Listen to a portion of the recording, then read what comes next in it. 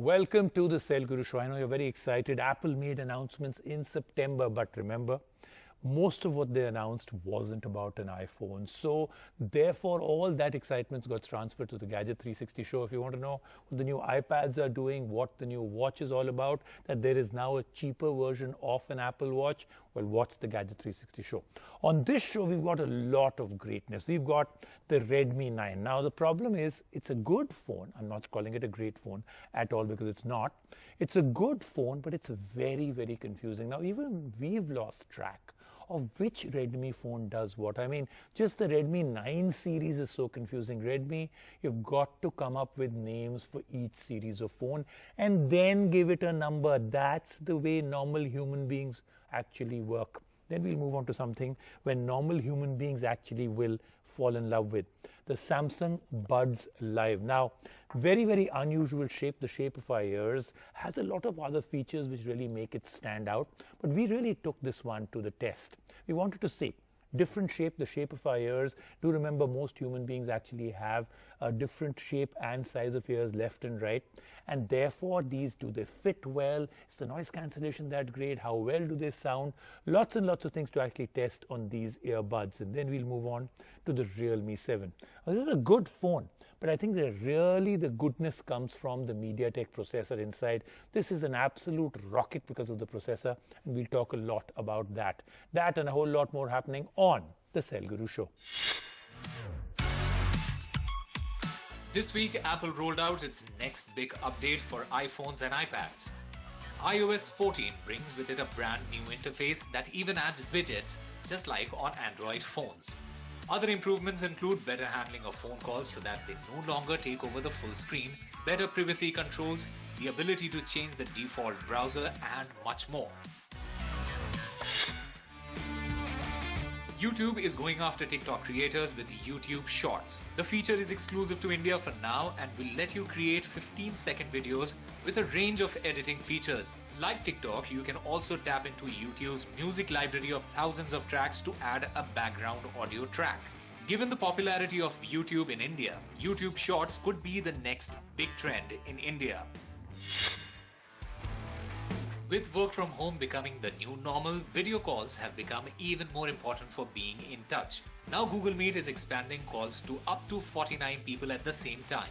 And if you're being a bit lazy with cleaning your room, a new feature will let you blur out your background while on call.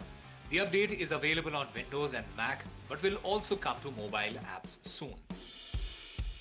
All right, lots to do on the show, but we're going to get started off with this one, the LG Wing. Now, I have to say, most innovative phone of the year, tick.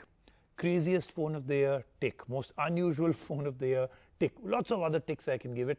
But this is really interesting. I mean, now this entire idea of having two screens or a folding screen, dual screen, completely and absolutely has been spun around 360 degrees and been refreshed because of the way this phone actually works.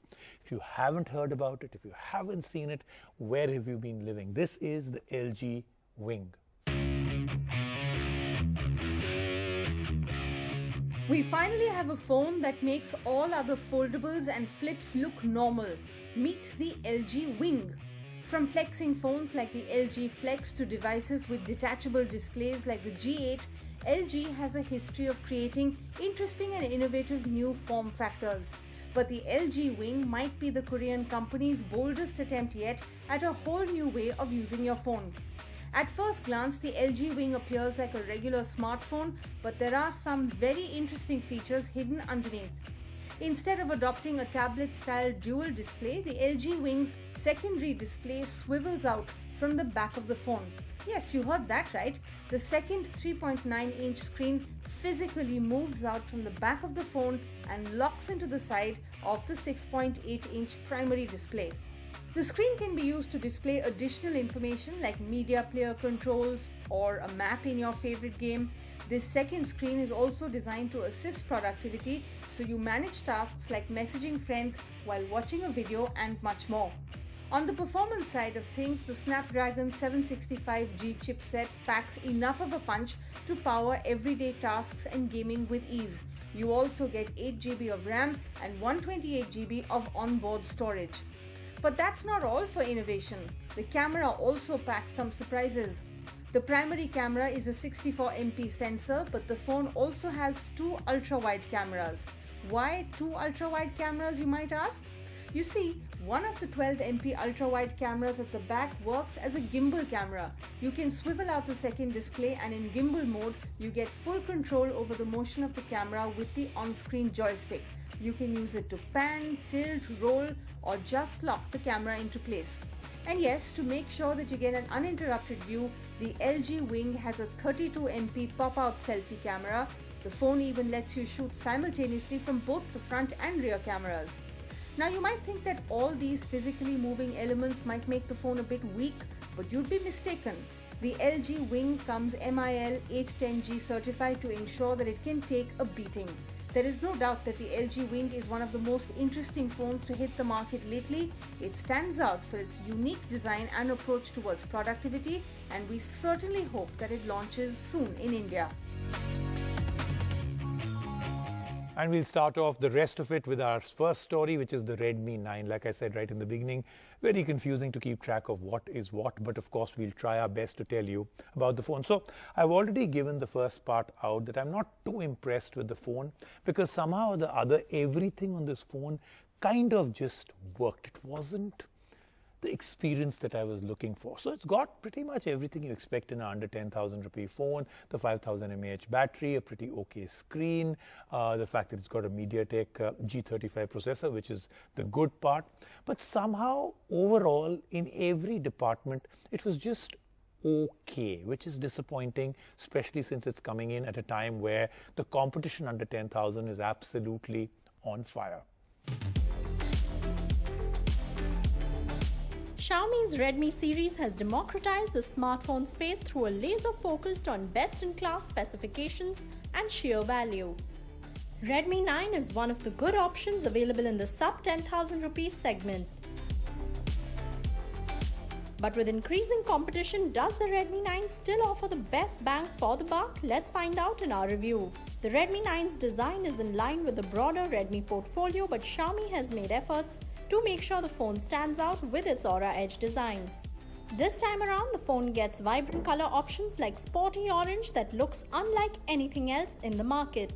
The Redmi 9's construction is polycarbonate, but the phone feels very well constructed and should be able to handle day-to-day use very easily. The textured design on the back is a great addition to prevent fingerprints and helps make sure that the phone doesn't slip out of your hands. Meanwhile, the fingerprint scanner is quick to unlock the phone. Despite being a budget phone, the Redmi 9 doesn't skip out on the display. The 6.53-inch HD Plus IPS panel is good indoors but suffers outdoors. But what about performance? The Redmi 9 delivers with a MediaTek Helio G35 chipset, 4GB of RAM and up to 128GB of storage. Optimized with MediaTek's Hyper Engine for performance, the phone remains smooth even in demanding games. Elsewhere, MIUI 12 is very well tuned and the phone is a pleasure to use. That said, we do wish Xiaomi would tone down some of the included apps and ads. Imaging performance is handled by the 13-megapixel primary camera and a 2-megapixel depth sensor. The camera performance here is very good for the price, and in daylight the phone shoots natural-looking images with a good amount of detail. MediaTek's Hyper Engine, assisted by the secondary portrait sensor, creates a natural-looking depth of field effect when shooting portrait images.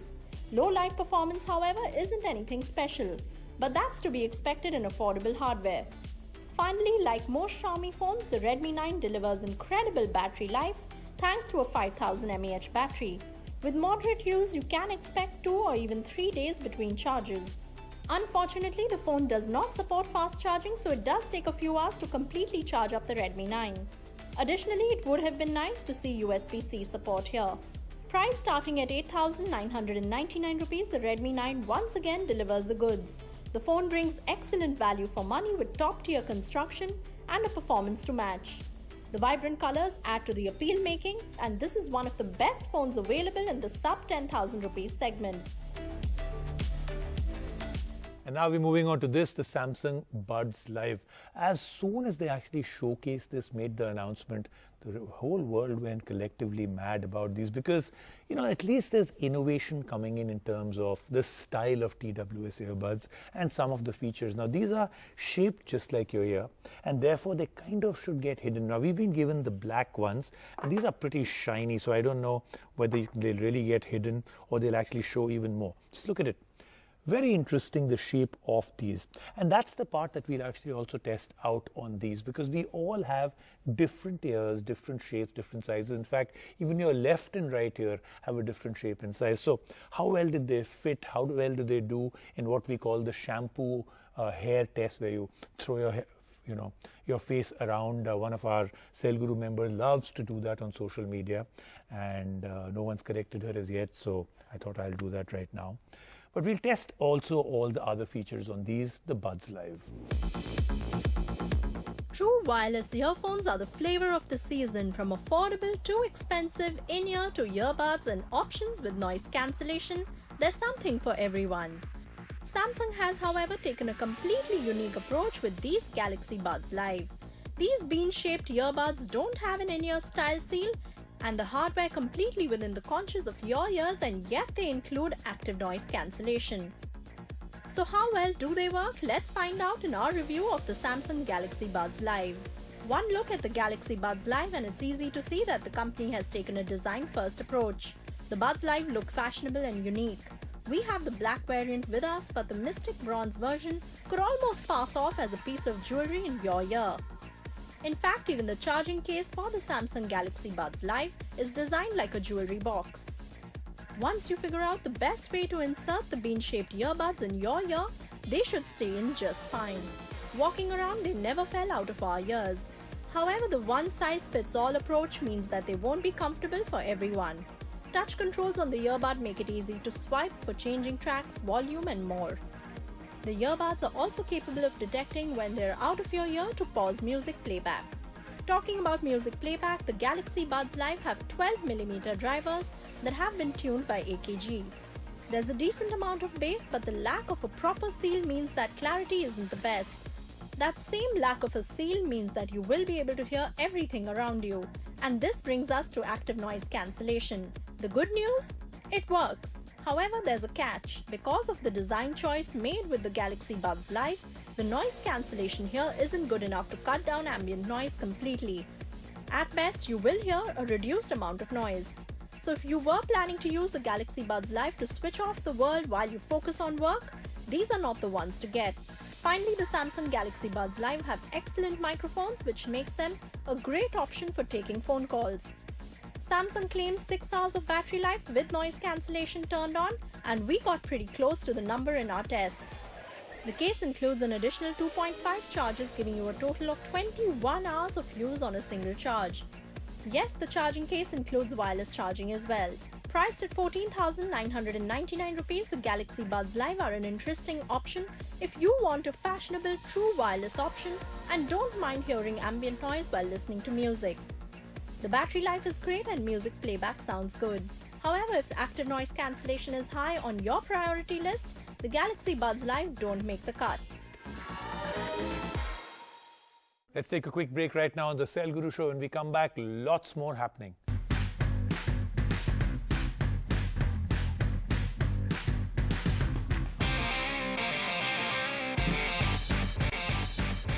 We move on now to the Realme 7, a very, very interesting phone. Let me tell you some of the cool things in it. So quad camera, 64 megapixel is the main sensor. That also a Sony sensor, and it actually turned out to be a very good one.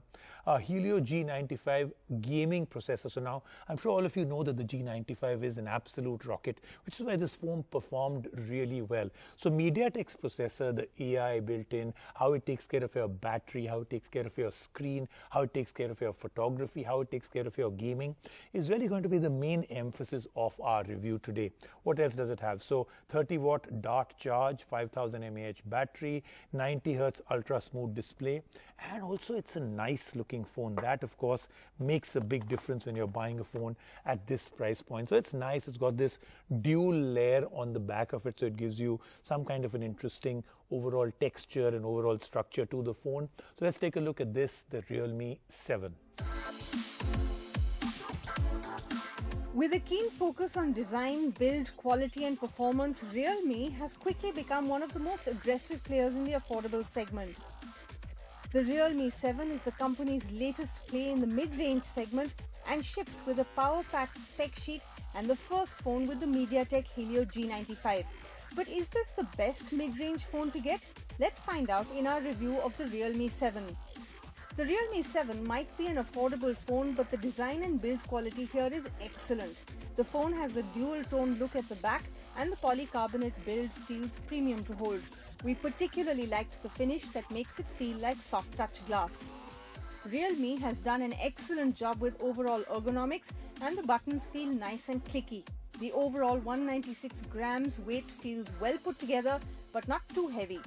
Meanwhile, the power button on the right doubles up as a fingerprint scanner and is very fast to unlock the phone. Moving on to the front, the phone has an excellent 6.5-inch Full HD panel. The display used here is vibrant and was bright enough to be easily viewable outdoors. And if you like the latest specs, well, the panel supports a 90 Hz refresh rate to make everything look extra smooth. You even get Gorilla Glass 3 for protection. The Realme 7 looks thoroughly modern with the camera cut out on the top left corner and small bezels. Talking about performance, the Realme 7 is the first phone to run on the MediaTek Helio G95 chipset. This octa-core chipset has a bumped up GPU which makes the gaming experience even better. With Helio 95, MediaTek has done an excellent job at optimizing the hardware and we had no issues with lags or slowdowns. Playing games was also an excellent experience. We didn't notice any heating over long sessions. Now, if you're a smartphone gamer, battery life is another big factor to consider. You wouldn't want your phone to run out in the middle of a game, would you? The 5000 mAh battery on the Realme 7 easily lasts 2 days of normal use, and even with a lot of gaming, we had no trouble getting a full day of extensive use. When it comes time to charge up the Realme 7, the phone supports 30-watt charging to go from 0 to 100 in 60 minutes. Moving on to the cameras, the phone has 4 of them at the back. The main 64MP camera takes decent looking photos, but we found them to be a bit too bright and low on detail. The camera applies a lot of software sharpening and it was not the best that we've seen. The 8MP ultra-wide camera on the other hand captures natural looking images, but there is a loss of detail because of too much noise reduction. Finally, there are 2MP macro and portrait cameras to capture depth information. There is a 16MP front camera that smoothens out the selfies, but we really liked the low light performance of the front camera. The camera processing speed is good thanks to the fast MediaTek processor. The processor also enhances the color and details of the pictures we took. Priced at 14,999 rupees, the Realme 7 is an excellent package that delivers build quality, top-notch performance and great battery life. Unfortunately, the cameras aren't quite the best. But if performance and design are what you seek, the Realme 7 is a good option to consider. So do join me next week because we've got a very, very interesting show. We've got the Samsung Fold 2 and the Poco X3, and of course our very, very in-demand Qualcomm segment. See you next week on the show.